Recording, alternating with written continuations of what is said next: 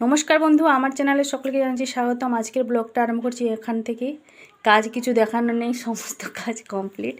11টা বাজতে যায়। আজকে শুনুন স্যারের কাছে পড়া ছিল, গেছিলাম। আজকে বাজারে যাওয়া হয়নি, রান্না বান্না হয়ে গেছে। শুনু বলল ডিম খাবে, তো মা গিয়ে যাই হোক দোকান থেকে ডিম নিয়ে এসেছিলো। প্রথমে আমাকে বললো ভাজা খাবে, তারপরে মা একটা সেই ক্রেক্স নিয়ে এসেছিলো, ক্রেক্সটা খেয়ে নিল। আমাকে বলছে মা আমি তাহলে একটুখানি পরে ভাত খাবো। যখন আমি তাকে আমি আর কিছু জিজ্ঞেস করিনি, আমি ভাবলাম হয়তো শুনু ডিম ভাজা খাবে, পরে ভেজে দেবো গরম গরম। চান করতে গরম জলও করে দিলাম। শ্যাম্পু করা ছিল, ওর আজকে শ্যাম্পু করছে। একটু আগে আমাকে বলছে তুমি ডিম তরকারি করোনি, আমি তো জানি তুমি হয়তো ডিম তরকারি করেছো, ওই জন্য হয়তো ভাজাটা আমাকে বলছো।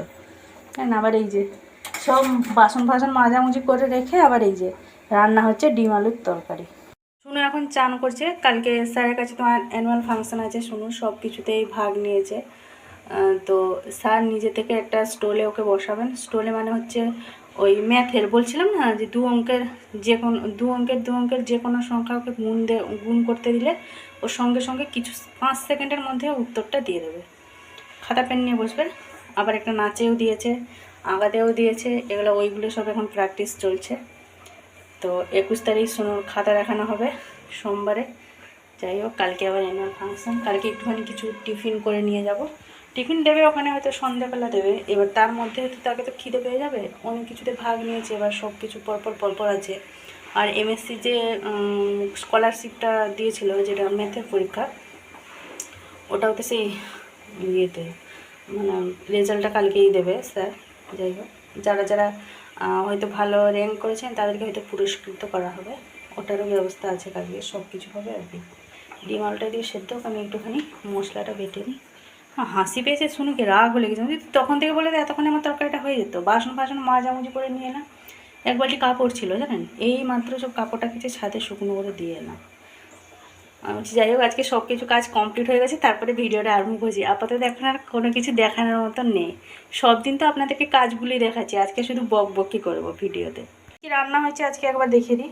এতো সর্ষে বেটেছিলাম গ্রাইন্ডারে, সর্ষে, পেঁয়াজ আর শুকনো লঙ্কা।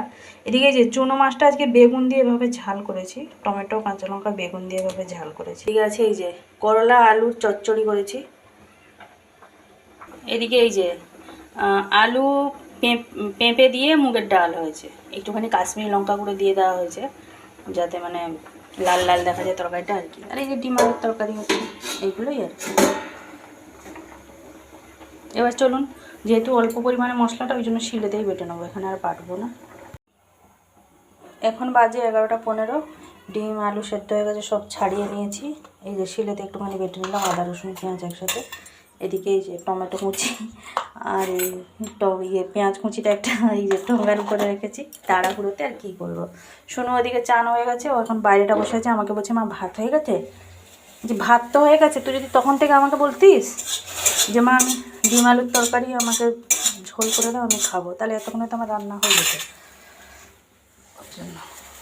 ঝটপট রান্নাটা করিনি, শোনো খাবে। এত তাড়াহুড়োর মধ্যে নিজেকে যেন রোবট মনে হচ্ছে। তাই দেখবেন নিজেদের, দেখবেন যখন ছেলে বা মেয়ে যে কোনো একটা, যখন দেখবেন একটা বায়না করে যে মা এই জিনিসটা করে দাও, আমি খাবো, যত দেখবেন কাজের মধ্যেও এই জিনিসটা যে মারা কথা তাড়াতাড়ি ওদের জন্য রেডি করে, একমাত্র মায়েরাই বুঝবে।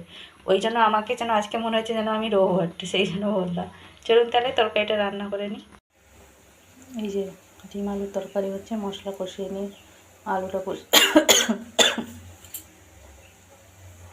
ভেজে কষিয়ে নিয়ে যে জল ঢেলে দিয়েছি।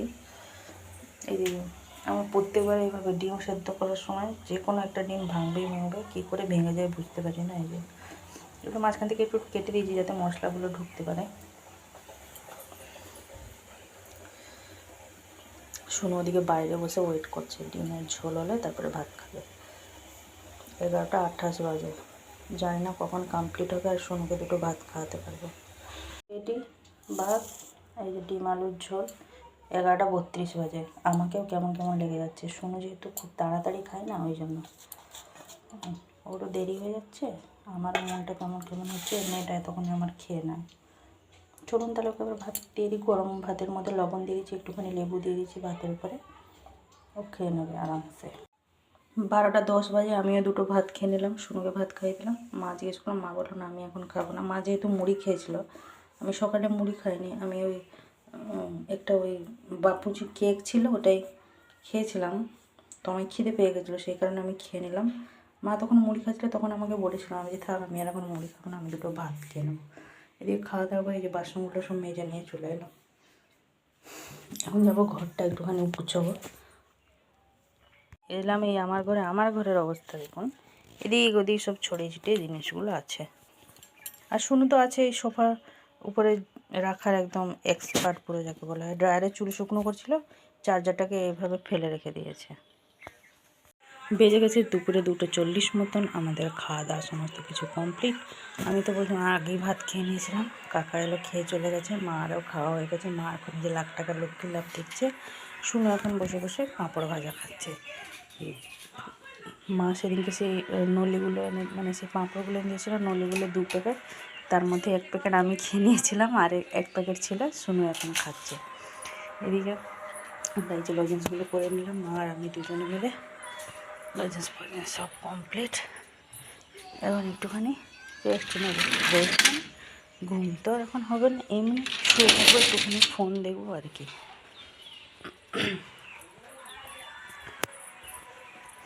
ঘরের ছাদ থেকে সমস্ত কাপড় জামাগুলো সব তুলে নিয়ে গেলাম, এখানে এই যে গুছাগুছি করে রেখে দিলাম। চলে এসেছি ঘরে। এবার একটুখানি শুয়ে শুয়ে আমি ফোন দেখবো, আর কি করবো, মানে শুয়ে শুয়ে ফোনই দেখবো।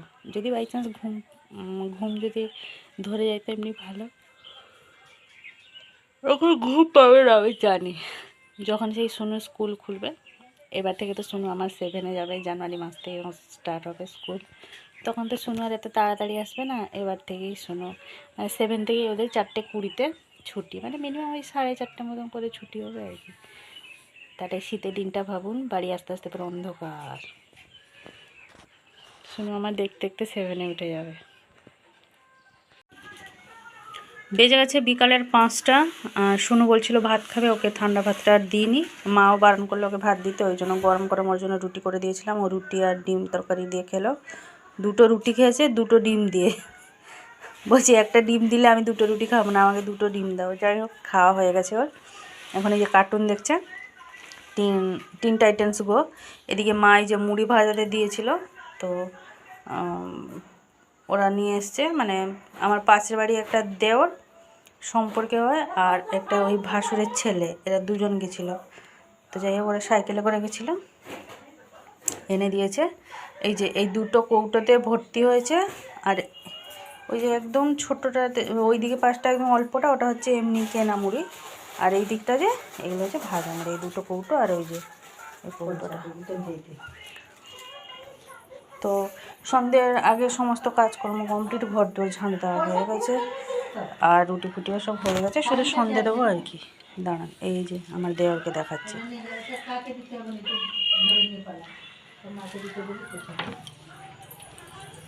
পকেটে ভরে নেয়। এই যে এই হচ্ছে, এই গেছিলো